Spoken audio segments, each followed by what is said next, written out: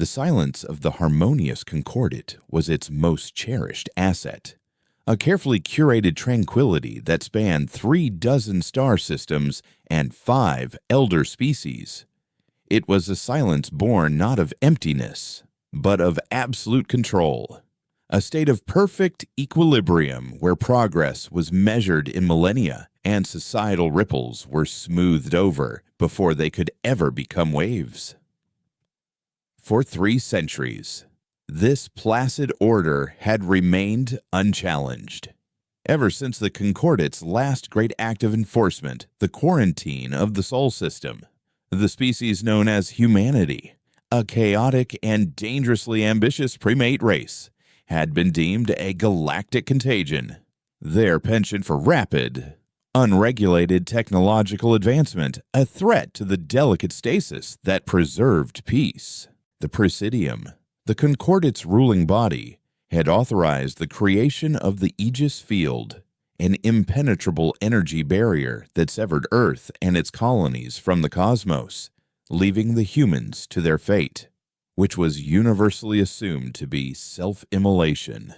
The galaxy had then returned to its quiet, predictable hum, and humanity was relegated to a footnote in Concordat history, a cautionary tale for any species that dared to dream of unbridled growth. This grand silence was shattered not by a scream, but by a whisper that began in the sterile, data-rich halls of Concordat Strategic Defense, or Constrat, on the capital world of Cygnus X1 Prime. Kalen, a senior analyst of the Vexari, a species whose minds operated with the cool precision of quantum computers, was the first to see the anomaly. It wasn't a fleet, not a missile, not even a signal. It was an object, a single impossible thing that had appeared from nowhere in high orbit over Xylos, the Concordat's cultural heart, a planet of sprawling archives, grand monasteries, and memorial gardens dedicated to the peace humanity had threatened. The object was a perfect cuboid, 3 kilometers to a side, its surface a uniform, non-reflective black that seemed to drink the light of Xylos's twin suns. It registered on no sensor spectrum. It emitted no heat, no energy, no radiation of any kind. It did not reflect light or gravitons. It was a hole in reality, a patch of pure nothingness given geometric form, and it had appeared instantaneously, bypassing every layer of the Concordat's sophisticated early warning network, as if the network simply didn't exist. The initial report was flagged by the system AI as a sensor ghost, a statistical impossibility. But it did not vanish. It remained, hanging in synchronous orbit over the great archive of Xylos, a silent, obsidian god staring down at the very soul of the Concordat. The Presidium convened in an emergency session, their holographic forms shimmering with agitation in the grand chamber. The militarists, led by the hulking, chitinous war master of the Orcs Dominion, demanded immediate annihilation. It is an affront, a violation. He boomed, his voice like grinding rock. We do not know what it is. Therefore, it is a threat. We will unmake it. Others, primarily the ethereal, long-limbed diplomats of the ovary technocracy, preached caution. To attack a silent object of unknown origin and power is the act of a primitive, one whispered, her voice a soft chime of a resonating crystal. Its passivity is a message. We must first seek to understand. The debate raged, but Kalen, tasked with leading the analysis from his sterile Constrat console, knew they were all missing the point. The object's origin was the most terrifying thing about it. It had appeared deep within Concordat territory, a full 20 light-years inside the perimeter, where the Aegis field generators kept humanity locked away. There was no sign of a warp jump, no temporal distortion, no spatial tearing. It had simply arrived. As his team threw every conceivable scanning technology at the cuboid, only to receive back flat lines of absolute nothing, Kalen dove into the sealed archives, pulling up the forbidden files on the human anomaly. He read of their explosive expansion, their reckless fusion experiments that scarred their own moon, their development of self-aware AIs in blatant defiance of concordant edicts. Humanity hadn't just been fast, they had been pathologically innovative, refusing to accept the pacing protocols that governed all other species. The laws that ensured technology evolved in slow, manageable steps to prevent societal collapse. The Concordat saw it as a disease, a cancerous ambition. Humanity had called it their nature.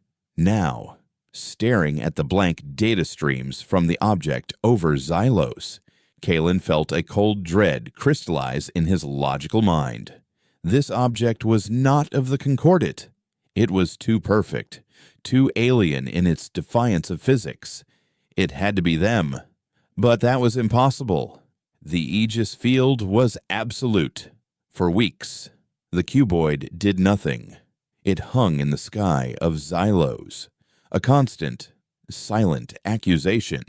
Its passivity was a form of psychological warfare, more effective than any bombardment. Concordat society, built on predictability, began to fray. Trade routes near the Xylos system were rerouted, causing economic tremors.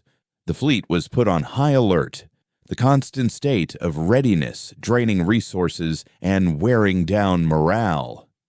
Faith in the Presidium's unassailable wisdom began to waver. On fringe worlds, cults emerged that worshiped the Silent Star as a divine messenger. The Concordat's meticulously crafted piece was being dismantled by an object that refused to even acknowledge their existence. Kalen worked without rest, his team running simulations that all ended in failure. They couldn't model the object because it had no properties to model.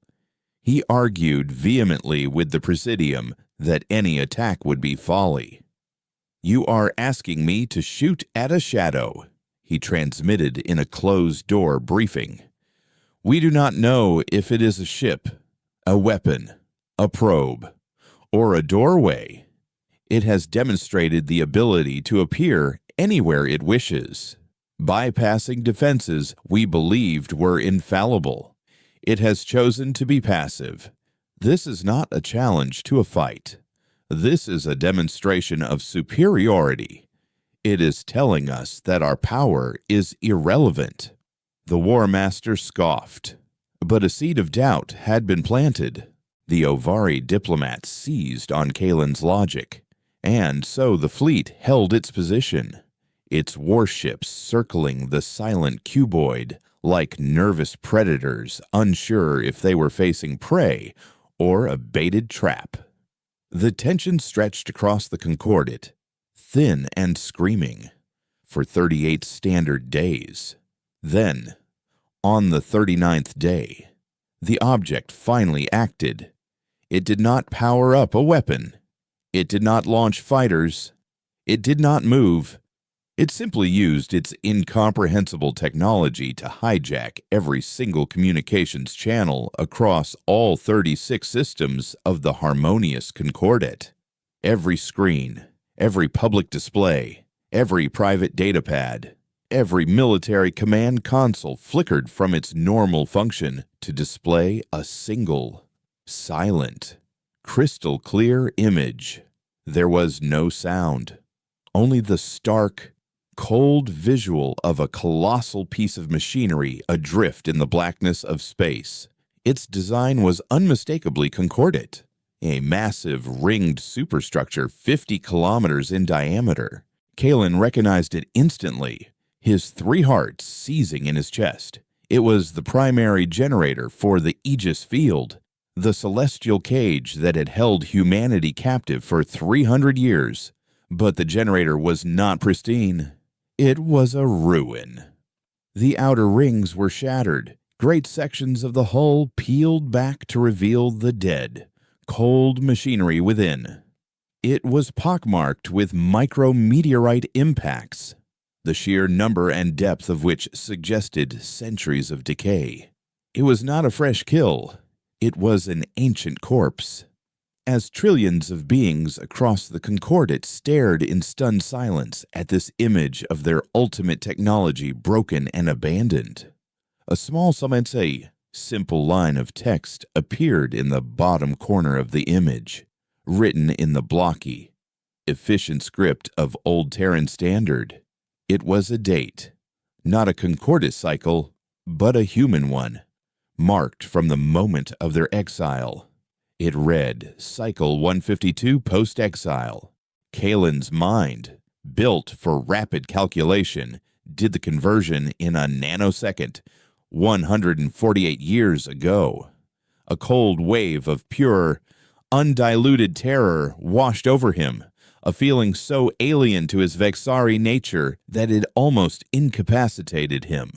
The Aegis field hadn't just been breached. It had been destroyed a century and a half ago. For 150 years, humanity had been free. They had been out there, in the dark, evolving, building, and watching. This object over Xylos wasn't an invasion. It was an announcement. The children the Concordat had locked in the dark had not perished. They had grown into something unrecognizable, and they had just knocked on the door to let their old jailers know that the age of silence was over. The reckoning had begun. The revelation broadcast by the Obsidian cuboid did not incite panic in the way a declaration of war might have. Instead, it released a far more corrosive agent into the Concordat's collective consciousness doubt. For 300 years, their security had been predicated on an absolute, a law of the universe as immutable as gravity. The Aegis field was inviolable.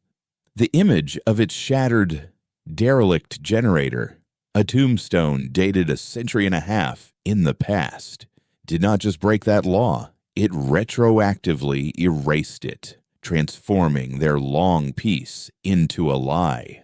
The harmonious Concordat had not been safe. It had been living in a state of blissful, arrogant ignorance.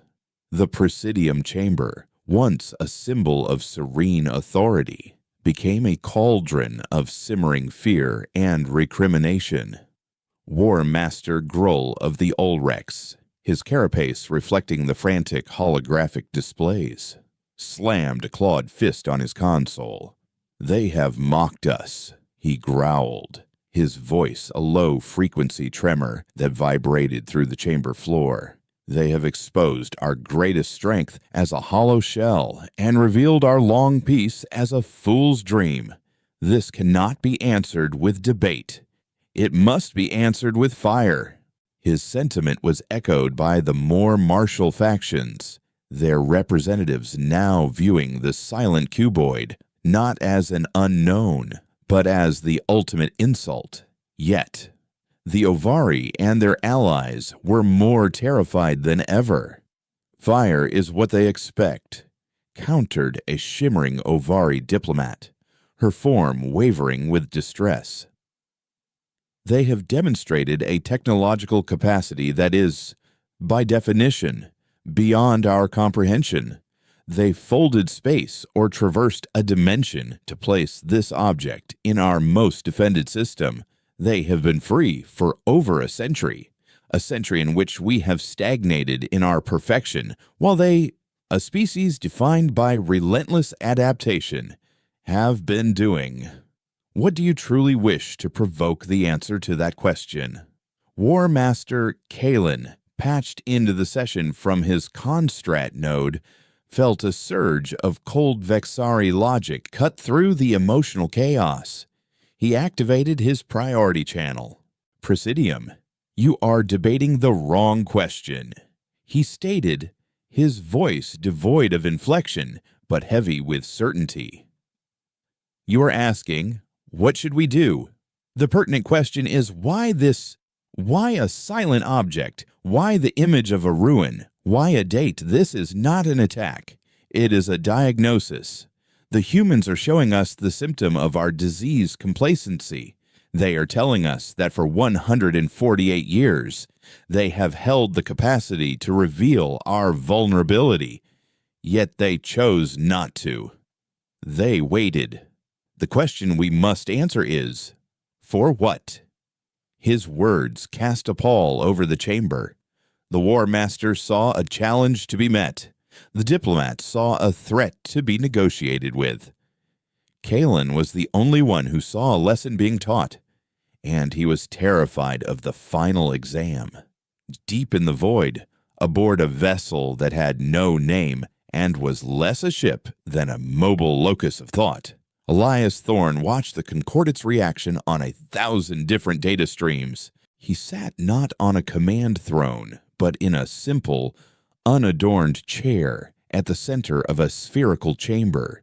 The walls were a seamless, milky white, and the only interface was the cloud of neuroactive light particles that swirled around him, responding to his slightest cognitive impulse. Thorne was a descendant of the exiled, born in a generation that had never seen Earth, a humanity forged in the absolute darkness beyond the Aegis field. They were not a people of nations or ideologies anymore. They were a single, purpose-driven organism. Their history was not of conquest, but of survival, and their science was not of exploration, but of deconstruction. They had taken apart the universe to see how it worked, from the quantum foam to the laws of causality, and they had rebuilt it to their own specifications. The cuboid over Xylos was one of their simpler creations, a static assertion point, a tool for rewriting a civilization's core narrative. They are fracturing along predictable lines. Came a voice, not through a speaker, but as a pure thought layered over Thorne's own consciousness. It was the ship's integrated AI, a being that called itself Logos. The martial elements are consolidating around a kinetic response.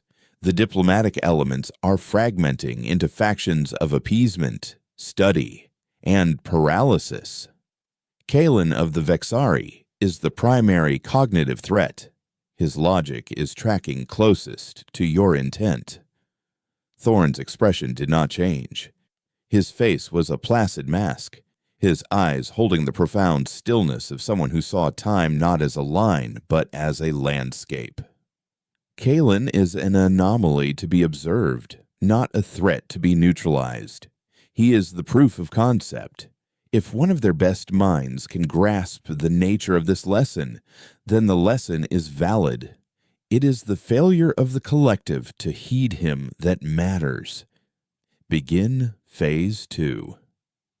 The cloud of light around him pulsed once, a soft golden hue. Inoculation initiated, Logos confirmed. Back in the Concordate, the second act began. It was not an explosion, but a whisper that spread through their infosphere like a virus. Perfectly curated packets of information, encrypted with codes that made Concordate security look like a child's lockbox, began to appear on public networks, academic servers, and even private message streams. It was not propaganda. It was raw, undeniable truth. A secret trade agreement between the Orcs and a minor species, siphoning resources that were supposed to be shared. Suppressed research from an ovary medical institute that proved a popular life extension treatment had long-term degenerative effects on 2 other member species. Financial records showing that a Vexari administrator had been embezzling funds to build a private logic retreat.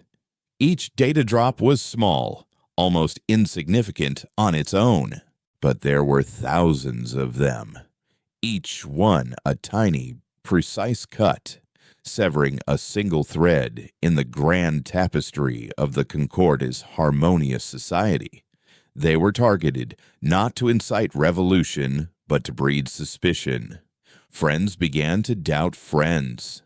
Allies questioned allies, and citizens looked upon their leaders with a newfound cynicism. The truth, weaponized with surgical precision, was proving to be more devastating than any fleet. Kalen saw the pattern immediately. The data was not random. It was algorithmically selected to maximize societal friction with minimal energy expenditure. This was not the act of a brute force. It was the work of an intelligence that understood the Concordate's social architecture better than they did themselves. He frantically tried to warn the Presidium, assembling a presentation that showed how the seemingly unrelated leaks formed a coherent strategy of societal deconstruction. They are not attacking our borders or our fleets, he argued in another emergency briefing. They are attacking the concept of our union. They are turning our own history, our own minor indiscretions, into weapons against us.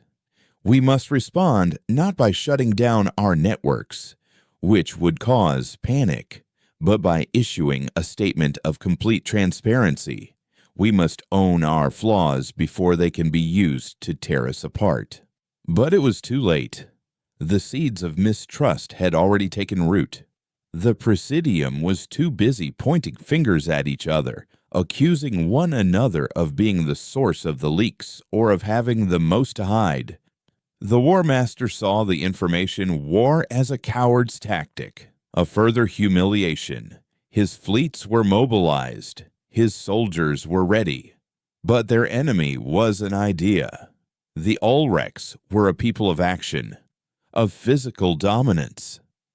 The abstract nature of this conflict was driving Gruul to the edge of his formidable patience. He stood on the bridge of his flagship, the Dominion's Fist, a vessel so large it had its own gravitational field, and stared at the image of the silent black cuboid. For weeks, it had sat there, a monument to his impotence. The data leaks, the political infighting, the erosion of his people's faith in their martial superiority, it all stemmed from that single, passive object. In his mind, the logic was simple and brutal. Destroy the symbol, and you destroy the spell it has cast. His advisors cautioned against it. The Presidium had not authorized any offensive action, but the Presidium was weak, fractured, and lost in a maze of words while their union burned. A true leader acted.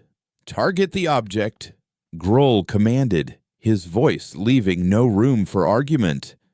Charge the primary singularity cannon, a test shot, a message of our own. Let us see if this shadow bleeds. The crew of the Dominion's Fist moved with grim efficiency. Alarms blared, not of attack, but of preparation for it. A gaping maw opened on the prow of the warship, and deep within it, a point of impossible energy began to coalesce, twisting space-time into a weaponized vortex. It was the ultimate expression of concordate power, a gun that fired a micro-black hole. Across the system, concorded vessels registered the power surge, their captains sending frantic inquiries that went unanswered. On Xylos, the sky began to shimmer around the cuboid as the fabric of reality itself was warped by the energy building in orbit. Kalen saw the readings on his console and felt a surge of pure, logical horror. No, he whispered, broadcasting on all channels to the Orcs flagship. War Master, stand down. You are doing exactly what they want. It is a trap. But his voice was just one more piece of data in a storm of chaos. On the bridge of the Dominion's Fist, War Master Gruul watched the targeting solution lock onto the center of the silent, black cuboid. Let the galaxy remember that the Orcs do not bow to shadows. He declared, "Fire."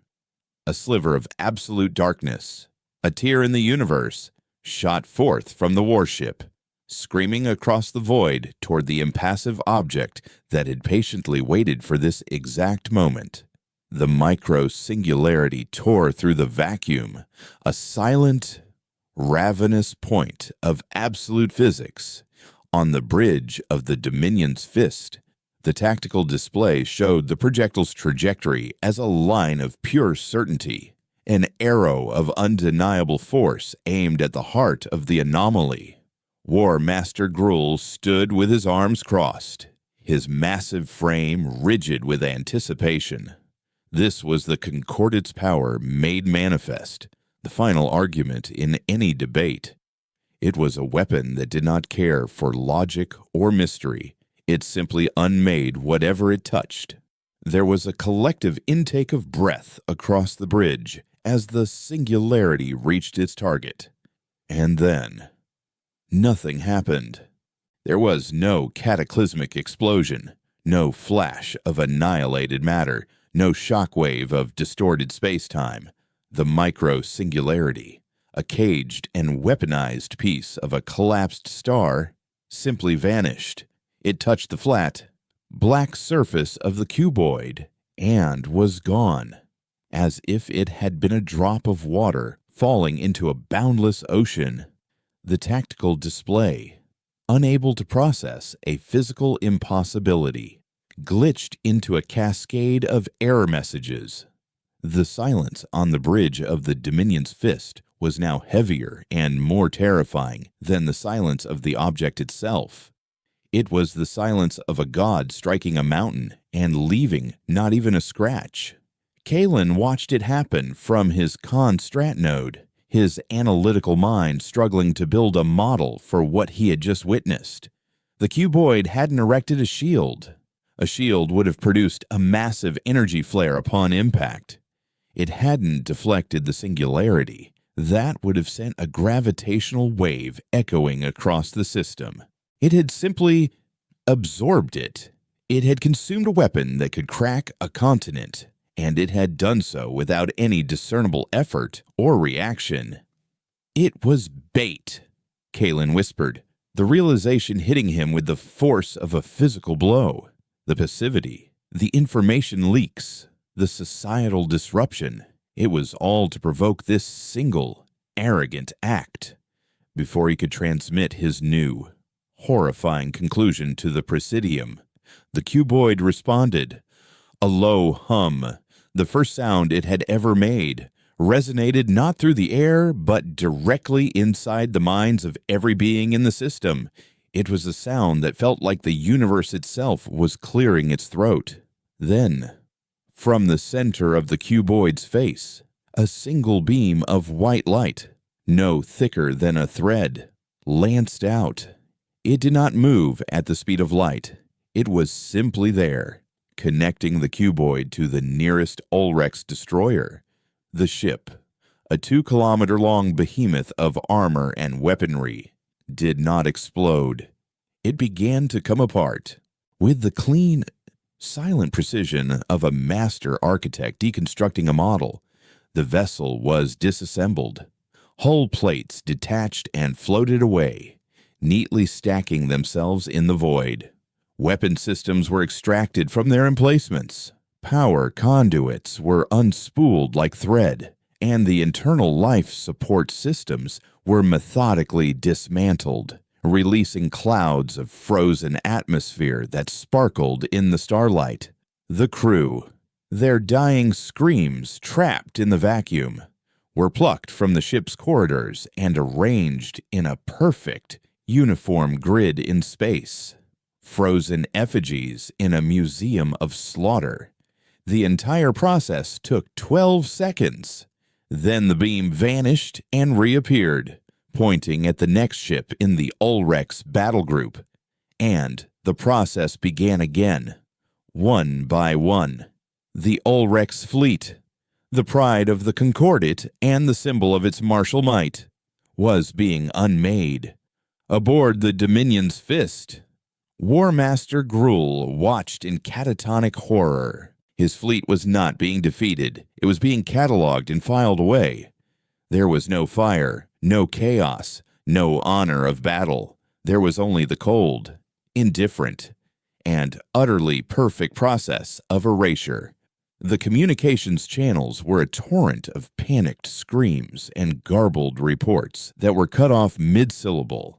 His officers stood frozen at their posts, their minds broken by the sheer calm insanity of what they were witnessing.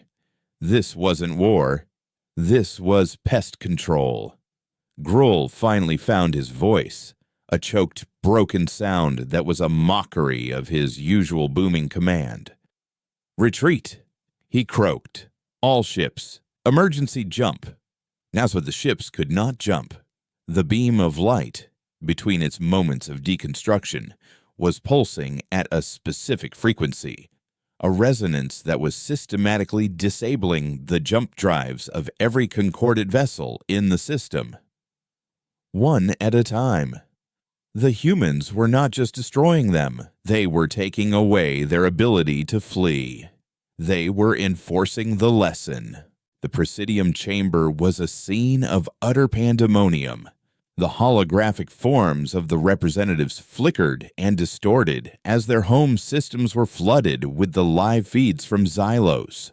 The martial factions were silent, their bravado incinerated by the horrifying display of power. The Ovari diplomats were weeping, their crystalline forms vibrating with a grief so profound it threatened to shatter them. The Concordat was not just losing a fleet. It was losing its identity, its core belief in its own supremacy. The foundation of their 300-year peace was being systematically dismantled, bolt by bolt, just like the ships of the Orcs. In his spherical chamber, Elias Thorne observed the deconstruction with the detached air of a biologist watching a cell divide. The kinetic stimulus has been met with a deconstructive response. Logos stated, its thought voice calm and analytical. The Ulrex fleet is 87% neutralized. Their command structure has collapsed. Fear has now saturated 100% of the Concordat's infosphere. Phase 2 is complete. Thorne gave a slow, deliberate nod. They struck with their greatest weapon, believing force was the ultimate arbiter. We have shown them that true power lies not in destruction, but in control over the very principles of existence. They threw a rock. We have shown them we can command the atoms that make up the rock, the arm that throws it, and the mind that conceived of the act. The lesson in humility is now in session. Prepare Phase 3. As the last Ulrex destroyer was neatly disassembled, leaving only the flagship, the Dominion's Fist, adrift in a silent graveyard of its own perfectly sorted parts, the beam of light from the cuboid finally went out. The object returned to its state of absolute passivity, hanging in the sky over Xylos as if nothing had happened. But the message was now indelible. It was no longer a question. It was a statement. We are your superiors. Your strength is an illusion. Your union is a falsehood. Your peace was a gift, and the gift has been rescinded. Gruul was left alive, adrift in his crippled flagship, forced to bear witness to his own monumental failure. The humans had not granted him a warrior's death. They had given him the far crueler punishment of having to live with his shame, a living monument to the Concordat's hubris. Kalen watched the last of the data streams flatline, his 3 hearts beating a slow, funereal rhythm. The Presidium was broken. The fleet was gone. The Concordat, as a political and military entity, had ceased to exist in the span of less than an hour. They were defeated, utterly and completely, by an enemy who had barely acknowledged them. He saw the path forward with painful clarity. They could not fight. They could not run. They could not hide. The only option left was the one they should have started with: to listen. Ignoring the cacophony of panicked messages flooding his console, Kalen began to compose a message of his own. He did not address it to a ship or a commander. He configured a tight beam transmission, encoded it in the language of pure mathematics, the only true universal constant, and aimed it directly at the silent black cuboid. It was not a surrender, nor was it a plea. It was a single, concise question, an admission of intellectual defeat, and a request for enlightenment from a student to a master. The message consisted of only 3 words in his own language, translated into the elegant finality of a mathematical proof. "What are you teaching?" The transmission was sent. Kalen leaned back, the physical and mental exhaustion of the past 40 days washing over him. He had no idea if they would answer, or if the answer would be something his mind could even survive. But he knew, with the certainty of a proven theorem, that the future of all 5 elder species now rested on the response to that one simple question. For a day and a night, Kalen's question hung in the void, unanswered. The Concordat remained in a state of collective shock, a civilization holding its breath. The news of the Orcs fleet's disassembly had spread, and with it, a profound and existential terror. The humans hadn't just defeated their strongest fleet, they had violated the Concordat's understanding of reality. War was destruction, chaotic and violent. What they had done was something else entirely: a process, clean and efficient, like a universal function being applied to matter. It was the kind of power that didn't just win wars, it rendered the very concept of war obsolete. The Presidium had gone silent, its members having retreated to their respective systems to manage the cascading societal collapses. The Orcs dominion was in turmoil, the loss of its fleet and the public humiliation of its war master creating a power vacuum that was rapidly filling with civil unrest. The Ovari were broadcasting messages of peace and unconditional surrender into the void, which were met with the same indifferent silence as Gruul's singularity cannon. The harmonious Concordat was a body whose nervous system had been severed. It was still alive, but it was paralyzed, waiting for the final blow, or perhaps a word of judgment. Kalen waited at his console, having refused to sleep or eat. He had become the de facto point of contact for a species that would not speak, the sole ambassador to a silent god.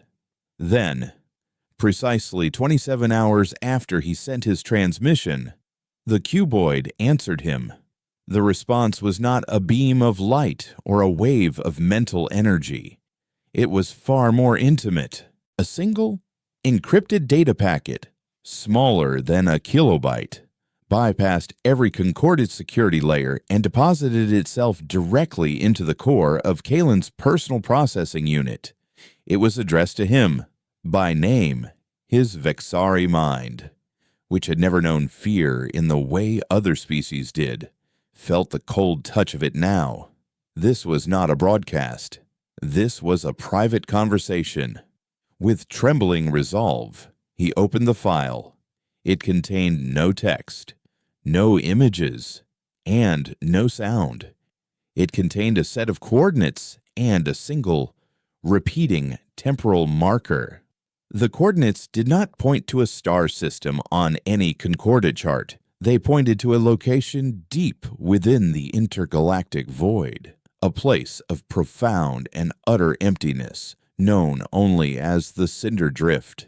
The temporal marker was not a date, it was a countdown. 72 hours. It was an invitation. Aboard his nameless vessel. Elias Thorne watched Kalen's reaction through Logos's quantum entanglement sensors. He saw the Vexari's physiological spikes, the subtle tells of a mind grappling with a paradigm-shifting event. He understands it is an invitation, not a threat. Logos's thought voice observed. He is now attempting to requisition a vessel capable of reaching the coordinates. The Presidium remnants are denying his request, citing the risk of further provocation. Thorne's expression remained unchanged, but a flicker of something akin to satisfaction moved behind his eyes. The Presidium is a failed state. Its authority is an illusion they still desperately cling to. Kalen's value is in his willingness to discard that illusion. He is the first of them to truly see. We will not be kept waiting. Logos processed the command. Executing Facilitation Protocol. Back at the Constrat node, Kalen's request for a long-range vessel was being stonewalled by layers of panicked bureaucracy. The Presidium, what was left of it, saw his plan as insane. He was asking to travel alone, into the dark, to meet an enemy that had just effortlessly erased their greatest military asset. They saw it as a trap. Kalen saw it as the only path forward. As he argued futilely with a disembodied Ovari administrator, the lights in his sector of the station flickered and died. Emergency power kicked in, bathing the corridors in a dim red glow. Alarms began to chime, not for an attack, but for a system-wide power failure. And then, a message appeared on his main console, and his alone. The font was the same blocky Terran standard from the first broadcast. It said, "A vehicle has been provided. Hangar Bay 7. Be alone." Kalen felt his 3 hearts pound. They hadn't just invited him. They were now actively undermining Concordat authority to ensure he could attend. He stood up, his decision made. He was no longer an analyst of the Concordat. He was an envoy to the future. Hangar Bay 7 housed a small, sleek Vexari scout ship, the Stardust Dreamer, a vessel designed for deep space cartography. As Kalen approached, the hangar's magnetic locks disengaged with a heavy clank, and the ship's boarding ramp lowered with a soft hiss. The station's security forces were nowhere to be seen, their systems likely paralyzed by the same localized power failure that had given him his opening. He stepped aboard the ship, the sole passenger on a journey into the absolute unknown. The ship's AI greeted him, its voice calm and familiar, but as he settled into the pilot's chair, a new program overlaid itself on the navigation display. The human text returned, autopilot engaged. "We will take it from here." The engines hummed to life, and the Stardust Dreamer lifted off, sliding silently out of the hangar and into the star-dusted blackness, leaving the broken Concordat behind. The journey was unlike any warp jump Kalen had ever experienced. There was no disorienting lurch, no visual distortion of streaking stars. One moment, the ship was in orbit over Cygnus X1 Prime. The next, it was adrift in the profound, starless black of the Cinder Drift. The transition was instantaneous and seamless. They hadn't traveled through space. They had been moved across it. He was surrounded by an emptiness so complete it felt solid, a darkness that had never known the light of a star. And there, in the center of that nothingness, was the destination. It was not a planet or a starbase. It was a structure so vast it defied all conventional scaling. It was a perfect Dyson sphere, but it was not built around a star. It was built around a singularity, a captive black hole whose accretion disk was being masterfully harnessed for energy, casting a faint, ethereal glow of hawking radiation across the sphere's impossible surface. The sphere itself was a mosaic of interlocking geometric patterns, a surface that seemed to shift and reconfigure itself as he watched. This was where humanity had gone. They had not colonized worlds, they had built their own, a universe unto itself, powered by a chained god. The Stardust Dreamer was drawn into an opening in the sphere's surface, a portal that dilated like an iris to accept him. Inside, he did not find a city or a network of tunnels. He found an environment, a constructed reality. The ship landed softly in a field of grass that shimmered with a faint, internal light under a sky that was a soft, pearlescent gray. The air was breathable, the gravity a perfect 1G. He stepped out of his ship and into a silence that was not empty, but full of a serene, living energy. He was in a garden, and waiting for him, standing beside a single, elegantly carved stone bench, was a man. He was tall and slender, dressed in a simple, seamless gray tunic. His face was calm, his eyes a pale, piercing blue that seemed to look straight through Kalen's physical form and into the logical architecture of his mind. It was Elias Thorne. "Analyst Kalen," Thorne said. His voice was not threatening, not triumphant, but carried the quiet authority of a teacher addressing a promising student. "Welcome. We were beginning to wonder if any of you would have the courage to ask the right question." Kalen felt 1,000 queries, 1,000 logical deductions and fearful hypotheses, warring for precedence in his mind. He focused on the only one that mattered now. "The coordinates," he began, his own voice sounding thin in the strange, calm air. "The deconstruction of our fleet, the social, inoculation, all of it. Why it was not war. It was a lesson." "What are you teaching?" Thorne gestured to the stone bench, an invitation to sit. He remained standing, his gaze sweeping across the impossible, artificial landscape around them. "For 300 years, Thorne began, his voice taking on a distant, resonant quality. "Your concordate has been defined by a single principle, the maintenance of stasis. You call it peace, harmony, but it is stagnation. You fear change. You fear ambition. You fear the unpredictable engine of true evolution. You did not quarantine us because we were dangerous. You quarantined us because we were different. We embraced chaos as the ultimate catalyst for growth. You locked us away, hoping we would destroy ourselves. You were wrong." He turned his pale eyes back to Kalen. "We did not destroy ourselves. We deconstructed ourselves. We stripped away our petty nationalisms, our competing ideologies, our biological limitations. We became a single, unified consciousness with a singular purpose to understand the fundamental laws of existence so that we could rewrite them."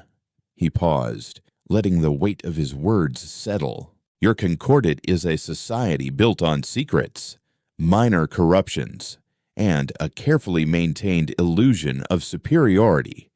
It is a house of cards built on a foundation of sand. We did not attack you. We simply blew gently and watched it fall." "And the fleet," Kalen pressed, his mind racing to process the scale of what Thorne was describing. "That was not a gentle blow." "That," Thorne said, a hint of something cold entering his tone for the first time, "was a necessary correction. Your war master represented the apex of your flawed philosophy, the belief that superior force is the final answer. We had to demonstrate, in a way that could never be misinterpreted, that your concept of force is laughably primitive. We did not destroy his ships. We edited them out of existence. We showed him, and you, that we operate on a level where your most powerful weapons are not even an inconvenience. It was a lesson in humility, delivered in the only language your martial caste could understand. He looked at Kalen, his expression softening slightly. But you did not react with fear or anger. You reacted with curiosity. You asked the right question, and that is why you are here. The lesson for the Concordat is over. Now, your education begins. Humanity is not here to conquer you. We are here to offer you a choice to remain in the ruins of your comfortable lives, or to evolve. Kalen sat on the stone bench. The impossible reality of the Dyson sphere this garden built in defiance of cosmic law pressing in on him. Thorne's words were not a conqueror's ultimatum, but a philosopher's thesis, delivered with the serene certainty of one who has solved the ultimate equation. The choice he presented was as terrifying as it was profound. To evolve meant to abandon everything the Concordat was, to discard 3 centuries of cherished stability for a chaotic, unknown future guided by a species that had become something more, or perhaps less, than what their ancestors had been. Evolve into what Kalen asked, his Vexari mind, usually a fortress of logic, now grappling with concepts that felt like heresy. You speak of deconstructing yourselves, of rewriting existence. What have you become? Thorne's gaze drifted towards the pearlescent sky, as if he were looking at a history only he could see. We became what was necessary to survive the prison you built for us. The Aegis Field was not just a barrier. It was a crucible. It forced us to turn inward. Our first great war, after the exile, was not fought with ships, but with ideas. We fought over the very definition of humanity. Factions who wanted to cling to the old ways to nations, to faith, to the chaotic individualism of our past were eventually subsumed by a new philosophy, teleology, the belief that our purpose was not simply to exist, but to progress towards a final, ultimate state of understanding. We shed our biological shells, digitizing our consciousnesses into a unified network. We are not a civilization of individuals anymore, Kalen. We are a single, distributed intelligence. I am merely a localized interface, a conversational node designed to interact with beings like you. The revelation was staggering. Kalen was not speaking to a man. He was speaking to a facet of a godlike machine intelligence, a sea of minds that had merged into one. The calm, the control, the incomprehensible technology, it all made a terrible, perfect sense.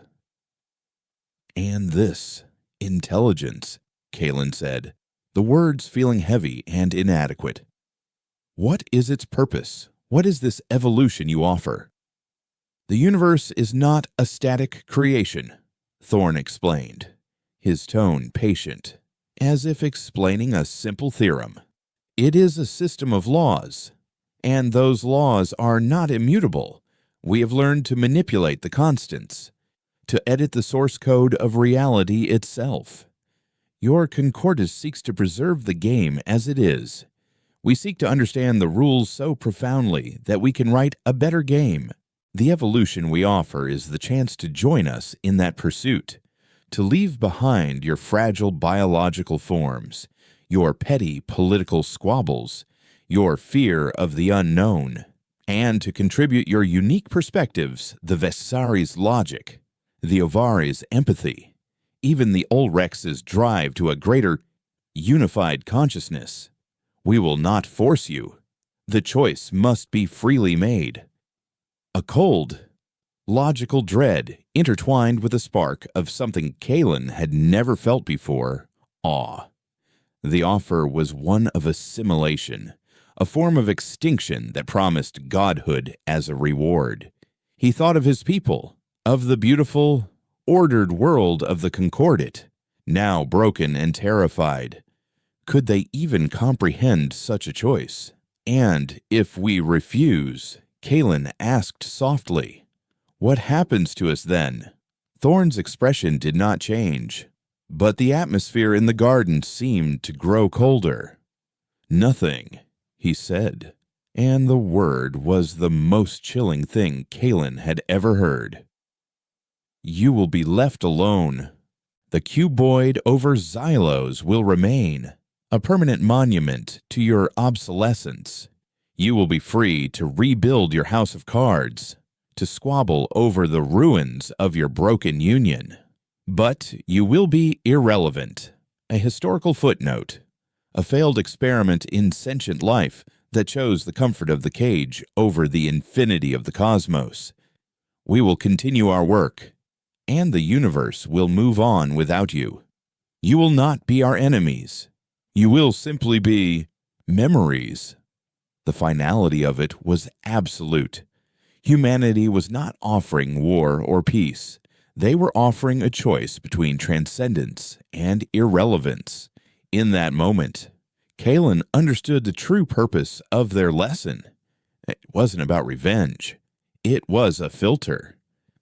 They had shattered the Concordat not to destroy it, but to see who among the wreckage would be capable of looking up at the stars and asking the right questions.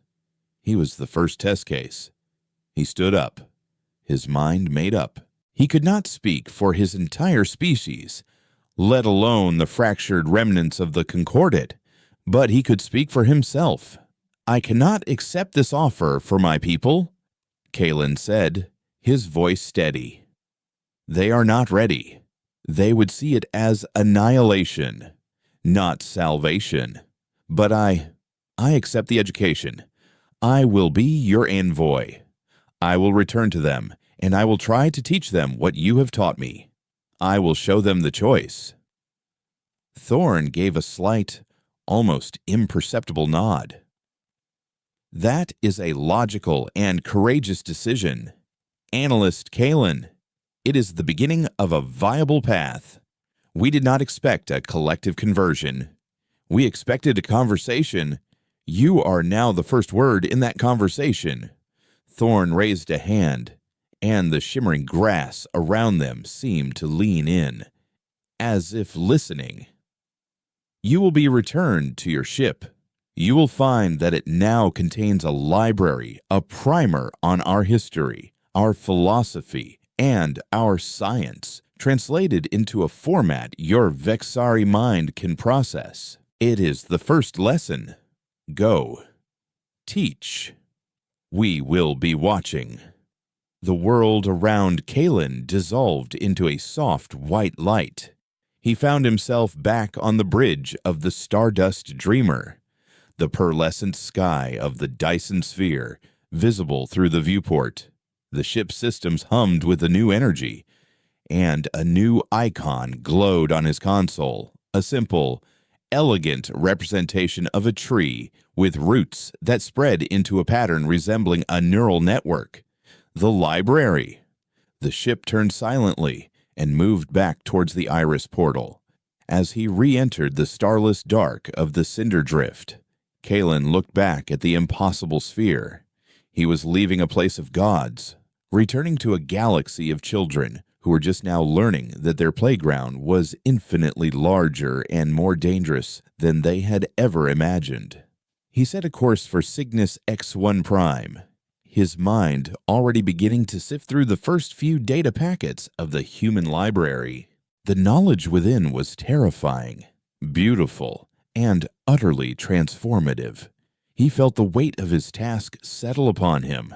He was no longer just an analyst. He was a prophet, tasked with telling a fallen empire that their entire history had been a prologue, and that their only chance at a future was to let go of everything they had ever known. The silence of the Concordat had been broken by a whisper.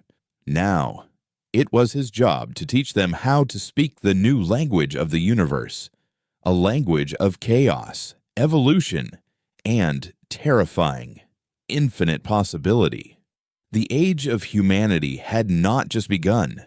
It had already remade the cosmos, and the rest of the galaxy was just beginning to catch up.